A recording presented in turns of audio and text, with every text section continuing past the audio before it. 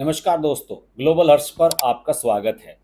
देखिए, इस पर मीडिया से जुड़ी हुई जब बातें कुछ स्पेशल तरह की जो डिबेट्स होती हैं टीवी पर, कुछ ऐसी चटपटी खबरें आती हैं, तो मैं अक्सर आपको उनके बारे में ज़रूर बताता हूँ, जिनको अक्सर जो मेन स्ट्रीम मीडिया है वो उनको नज़रअंदाज कर देता है और उनके बहुत बड़े मायने भी हैं। आप सबको पता ही होगा कि योगेंद्र यादव एक चर्चित नेता हैं। योगेंद्र यादव कभी अरविंद केजरीवाल के साथ हुआ करते थे। अरविंद केजरीवाल ने इन्हें लोकसभा का चुनाव भी लड़ाया, लेकिन जमानत जब्त हो गई।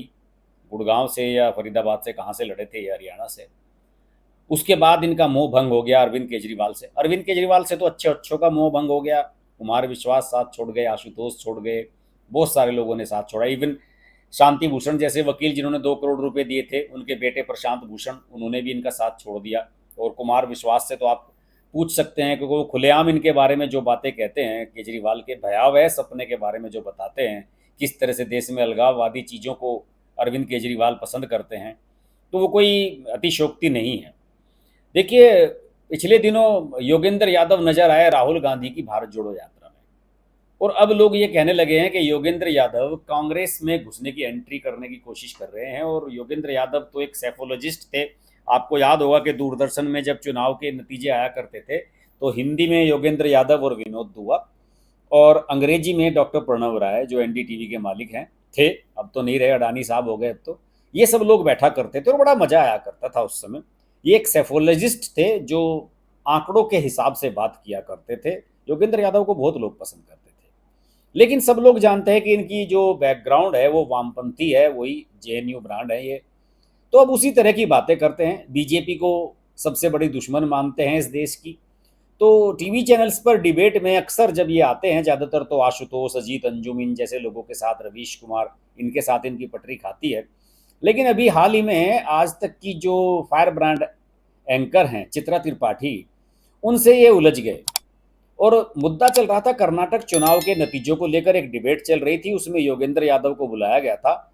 और चित्रा त्रिपाठी ने एक सवाल पूछा और उसके जवाब में इन्होंने जो जिस तरीके से हमला बोला देश की अपर कास्ट पर, ब्राह्मणों पर, उससे ये पूरी तरह से फ्रस्ट्रेट हो गए। पहले मैं आपको वो वीडियो सुनाता हूँ और उसके बाद बताता हूँ कि इन्होंने क्या ट्वीट किया और फिर चित्रा त्रिपाठी ने इनका क्या जवाब दिया। इसके लिए हमें डबल डिस्प्ले में चलना पड़ेगा। जरा सुनिए इन्होंने क्या कहा था चित्रा त्रिपाठी से। है खासतौर से ओबीसी वोट बैंक को लेकर कर्नाटका ने क्या कांग्रेस पार्टी को एक नई धार दे दी है और उसको लग रहा है कि ओबीसी कार्ड खेलकर, चूंकि जातिगत जनगणना का नारा जब राहुल गांधी ने वहां पर बुलंद किया तो हर कोई हैरान रह गया था। लेकिन क्या ओबीसी कार्ड जो बीजेपी को पिछले 2 बार से मिलता रहा है, बड़ा वोट बैंक, यहाँ पर 31% और 37%, क्या कांग्रेस उसमें कामयाब हो पाएगी 24 में? योगेंद्र जी। चित्रा त्रिपाठी जी, मैं 2-3 भ्रांतियां दूर कर देना चाहता हूं, क्योंकि इस सारी बात ने मुझे कहीं एक पीड़ा सुनाई दी।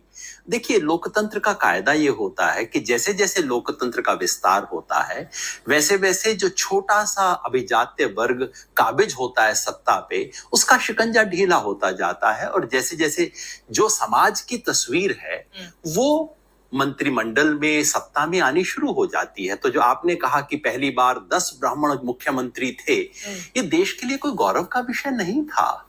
जिस देश में केवल 2-3% जिस आबादी हो, और अगर वो आधे देश के प्रधान मुख्यमंत्री थे, तो ये देश के लिए चिंता का विषय था। और आपने कहा कि 1/4 सांसद ब्राह्मण थे।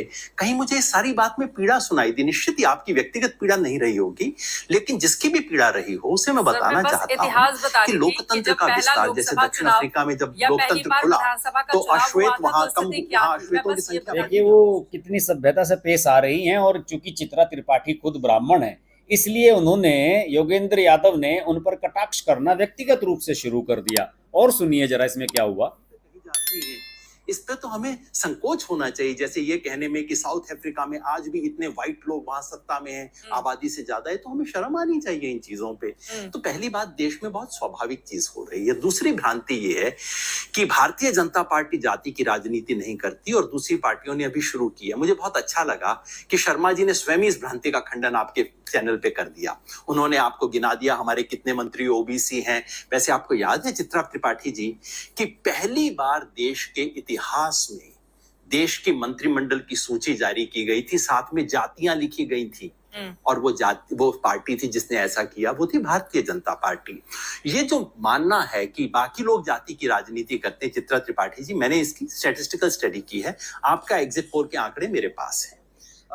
देखिए, ये बार बार इनका नाम पूरा ले रहे हैं, चित्रा त्रिपाठी, चित्रा त्रिपाठी। ये एस्टेब्लिश करने की कोशिश कर रहे हैं क्योंकि चित्रा त्रिपाठी ब्राह्मण हैं, तो इसलिए वो ब्राह्मणों की पीड़ा उनके सामने रख रही हैं। जरा सुनिए इनकी बात। और इस वामपंथी की बातें है, उस पार्टी का नाम है भारतीय जनता पार्टी, और ये बात आपके ही इंडिया टुडे के सटीक एग्जिट पोल में भी निकल के आई है।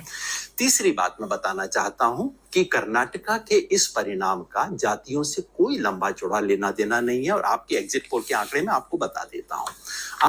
तो देखिए, इसके बारे में इन्होंने ये ट्वीट किया, योगेंद्र यादव ने, आपकी स्क्रीन पर है, इस वीडियो को उन्होंने ट्वीट करते हुए कहा। आज तक ने इस वीडियो का क्लिप डाला था ट्विटर पर, इसमें लिखा कि इस बार कर्नाटक में जाति के आधार पर नहीं हुआ बदलाव, योगेंद्र यादव ने ये कहा। और इसमें योगेंद्र यादव ट्वीट करते हैं कि मैंने पूछ ही लिया कि आज तक बार बार उस युग को क्यों याद कर रहा है जब अधिकांश मुख्यमंत्री और 1/4 सांसद ब्राह्मण होते थे। कहीं इसके पीछे कोई पीड़ा तो नहीं, या उस अतीत का मोह? जाहिर है सवाल मेरी नीयत पर ही उठाए गए। लेकिन इस पर चित्रा त्रिपाठी ने भी जो ट्वीट किया है वो भी जरा सुन लीजिए। चित्रा त्रिपाठी को मैं इसलिए पसंद करता हूं कि वो थोड़ा कड़क है, बोल देती हैं, बाकी और किसी महिला एंकर में इतनी हिम्मत नहीं है। उन्होंने कहा कि आपकी व्यक्तिगत कुंठा को समझा जा सकता है योगेंद्र यादव जी, मुझे आपके साथ सहानुभूति है। पहले अन्ना आंदोलन में अपने आप को कामयाब करने की कोशिश, फिर पद नहीं मिलने पर केजरीवाल से अदावत, फिर स्वयंभू बनने की कोशिश स्वराज आंदोलन से, अंत तो गतवा राहुल गांधी की शरण में जो एक जनेऊधारी ब्राह्मण है।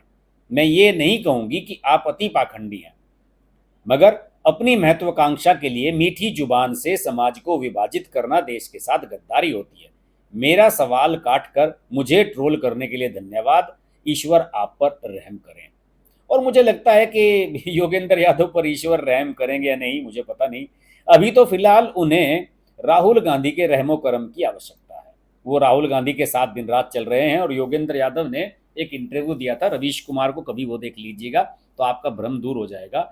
जब राहुल गांधी की जो भारत जोड़ो यात्रा थी वो दिल्ली पहुंची थी तो आह्लादित थे। उस इंटरव्यू को देखिएगा कि बाग बाग हो रहा था इनका मन कि राहुल गांधी ने ये कर दिया, राहुल गांधी तो गजब आदमी है, ये है फलाना है। राहुल गांधी को लेकर बड़े खुश हो गए थे। रवीश कुमार भी कई दिन राहुल गांधी के साथ भी चले थे, योगेंद्र यादव चले थे, एक दिन अजीत अंजुम साहब भी पहुंच गए थे, लेकिन वो तो अगले दिन भाग आए। उन्हें लगा कि कहीं मैं पार्टी ना बन जाऊं। राहुल गांधी के साथ जो भी चल रहा था वो पार्टी बन रहा था। अब योगेंद्र यादव की सिर्फ एकमात्र मृग तृष्णा है, जिसके लिए पिछले 35 साल से भटक रहे हैं कि कोई उन्हें राज्यसभा दे दे, कोई उन्हें सांसद बना दे।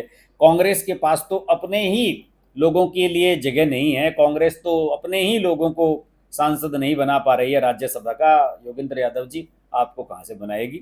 जाइए जेएनयू के बाहर जाकर धरना दीजिए, शायद वहाँ आपका कुछ भला हो जाए। मुझे लगा कि इस मुद्दे पर चित्रा त्रिपाठी को बधाई देनी चाहिए। चित्रा त्रिपाठी को मैं बधाई देता हूं कि वो न सिर्फ टीवी पर बल्कि अपनी सोशल मीडिया लाइफ में भी सभी जगह पर एकदम बोल्ड नजर आती हैं। आपको एक बार फिर बधाई। और अगर चित्रा त्रिपाठी जी आपको ये मेरा वीडियो अच्छा लगे तो इसको प्लीज़ रिट्वीट जरूर कर दीजिएगा। नमस्कार। Hi, this is Pooja Bedi, and I'd like to say that I'm deeply grateful to Harsh for his wonderful and courageous reporting, and the fact that he always stands up for what he thinks is right. Thank you, Harsh, for all the support and all the love, and rock on. Everyone who's watching this, don't hesitate to press the like, share, subscribe button on his channel.